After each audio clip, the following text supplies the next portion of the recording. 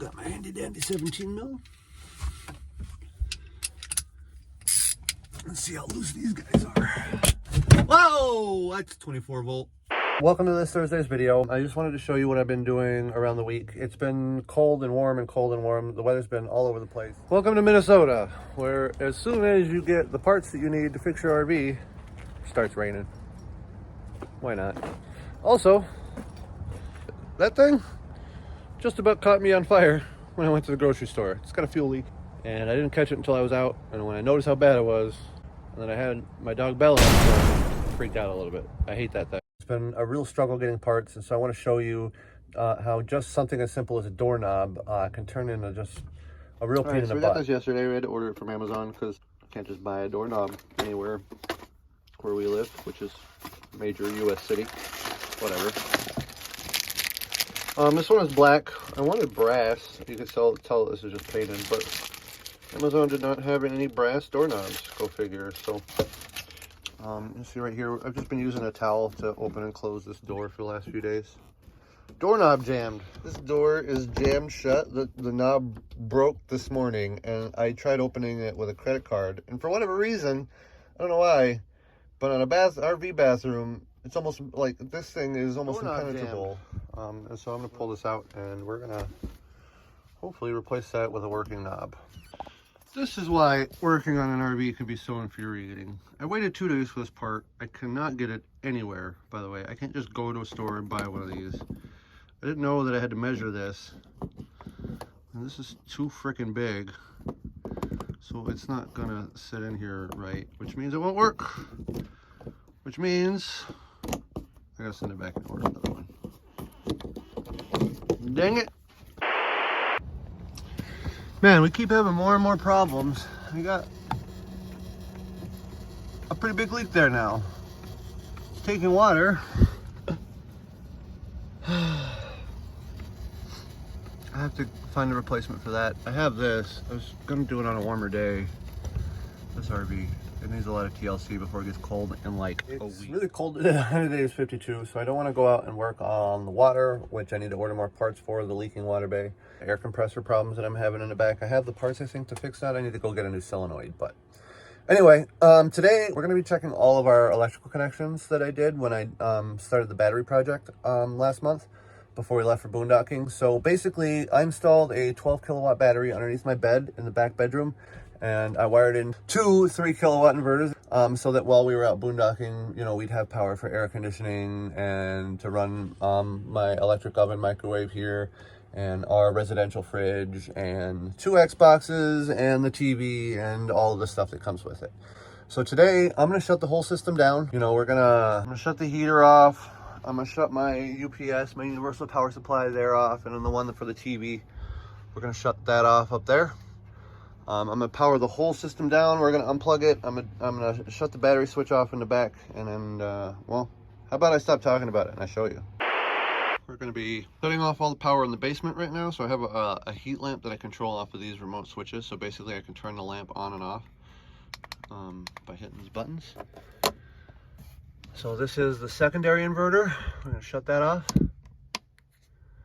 And here is the SunGold power inverter. So right now you can see it is powered off. So the power saver is off, which means that the inverter is just on.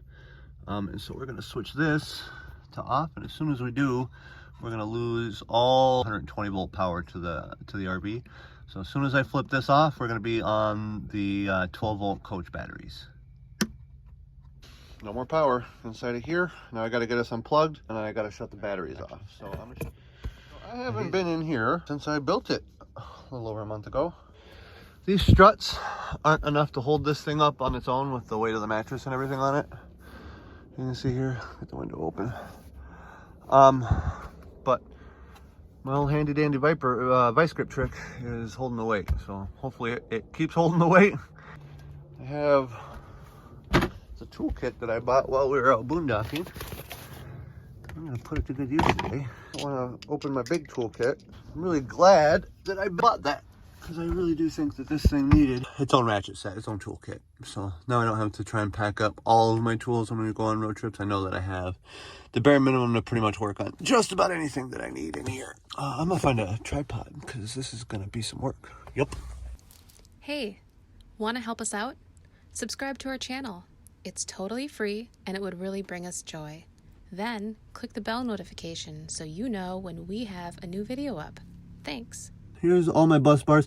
I don't have caps on them. You guys can grill me for that if you want, but nobody's ever down here, ever, except me. And I'm only down here after I shut that switch off over there. So there's literally no voltage on any of these bus bars right now. So that kit only has deep well sockets and 1/4 inch, which is weird. This 14 should be deep enough for everything I gotta do. So let's see how this ratchet performs, eh? It's my first time really using it.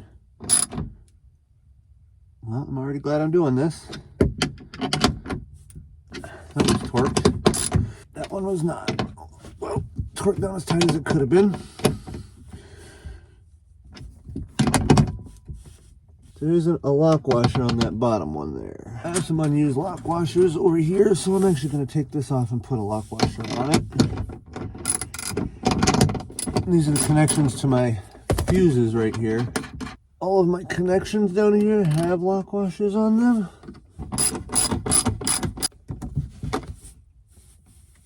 Click. Okay. That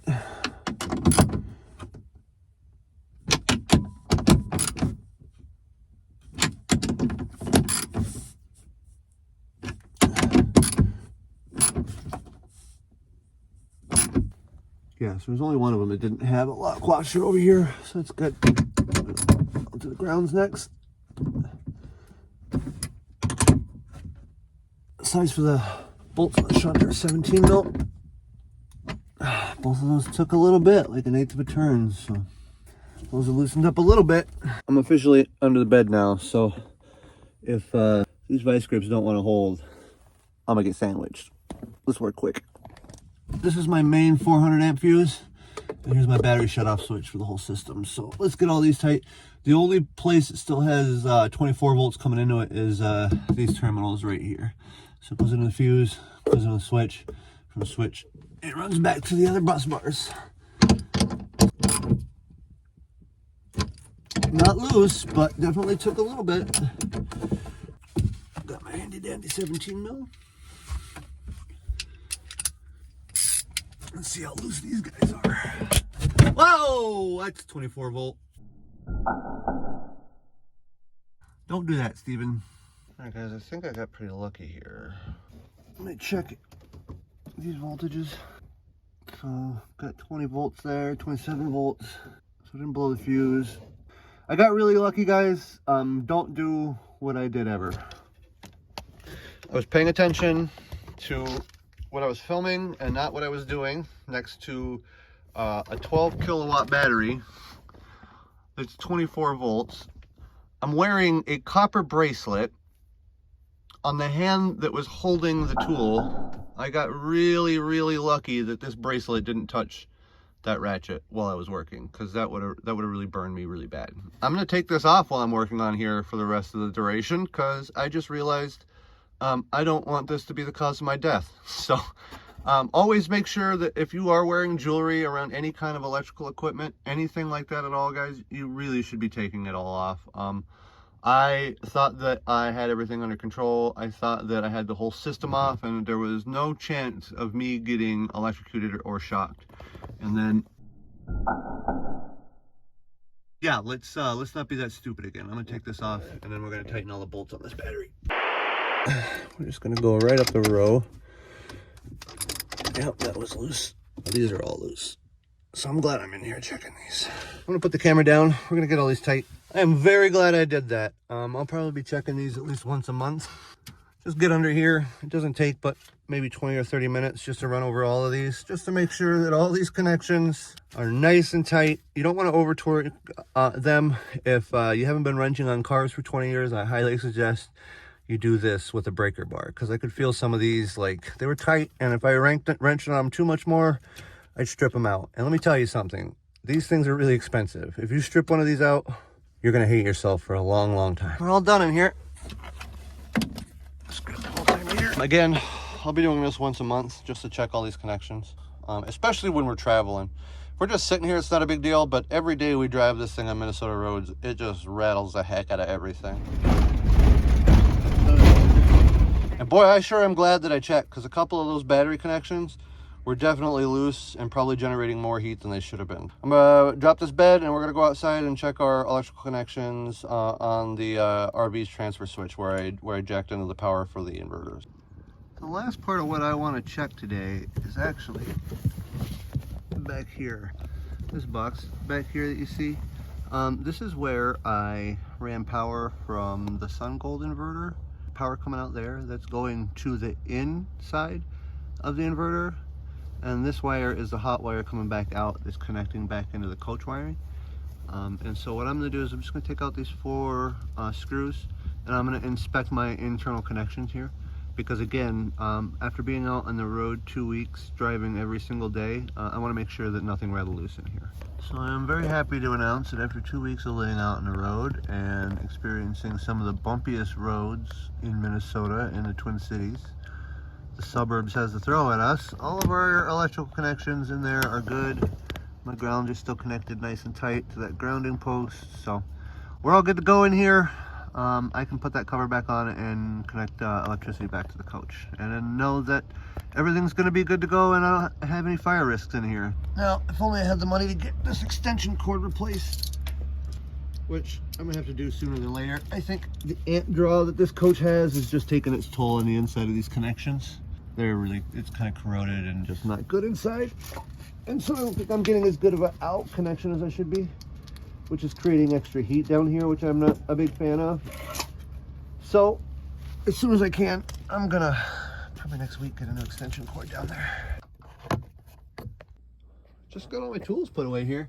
I'm really digging this kit, guys. It had everything I needed. My only complaint is that all of these deep wells are in 1/4 inch and not 3/8. But I mean, for $80, if I was a mechanic just starting out in the industry, this kit right here would let me work on, I don't know, probably 85% of everything I needed to do. I bought an additional set of Craftsman wrenches. If I were going to use this as a main toolkit, I'd probably just get a different set of deep wells and an impact socket set for 1/2 inch, because they already do give you a 1/2 inch ratchet. So if you got a nice set of 1/2 inch impact sockets, you'd be able to do a lot of stuff with this kit, and maybe a breaker bar. So this is probably about 80% of what every mechanic needs, and it was on sale for 80 bucks at Lowe's. I don't know if it still is, but it's a 299 piece kit, so just shy of 300 piece, SAE and metric. There you go. So if you want just a really good basic RV kit that's going to get you by 90%, 80% of what you're going to need to do, pick this up and then maybe grab a set of wrenches and you're good to go. There it is, guys. That's everything that I had to do to do this. I'm now pretty confident that all my connections are nice and tight, and that I'm not going to have any kind of electrical fires in here, or I'm not going to have anything running too hot. I still think I need a new electrical cord. We'll work on that. But other than that, system gets an A-OK for me. So if you like this video, then please go ahead and give this next video a watch. It's the first video in our boondocking battery build series. So if you're interested on what it actually takes to put a big battery in a Class A RV, I suggest you check that out. Thank you guys for watching. We'll see you next time, Sunday.